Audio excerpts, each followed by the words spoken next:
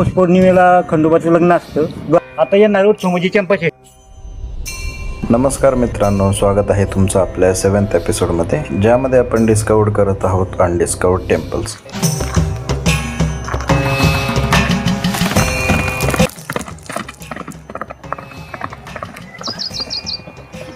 नाव सांगा काका तुमचं?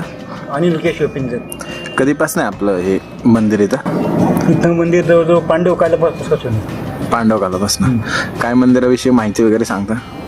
आता हे पालीचं खंडोबाचं स्थान आहे. त्याच्यासाठी देवीत आले जवळपासच्या लोकांनी येण्यासाठी सोय मुशी, चिंबळी, आळंदी झालं तर तुमचं भोसर, रास, बरेच ठिकाणचे लोक आहेत. अच्छा, म्हणजे कुलदैवत म्हणून मानलं जातं. हा, अच्छा. जे पालीला लोक नाही जाऊ शकत ते इथे येतात. पौष पौर्णिमेला खंडोबाचं लग्न असतं. द्वादशीच्या दिवशी चंपाषष्ठी असती आणि त्याच्या एक महिन्यानंतर माघ पौर्णिमेला देवाचा उत्सव असतो. इथं मानाचं बगाड वगैरे याला लावलं जातं.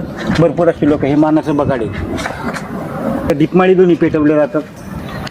ही मागची एक आणि ही दोन्ही पेटवले जातात. इथं जागरण गोंधळाचा कार्यक्रम असतो या परिसरामध्ये. कधी आता येणार उत्सव वगैरे काय आहे का? आता येणार उत्सव म्हणजे चंपाषष्ठी. गुरुजी गोरख जति मचंद्र का चेला, शिव के रूप में दिखे अलबेला, कानों कुंडल गले में नादी, हाथ त्रिशूल नाथे आदि अलक भूषु. बाबांचे खूप खूप धन्यवाद. त्यांनी आपल्याला खूप चांगल्या प्रकारे सर्व माहिती दिली.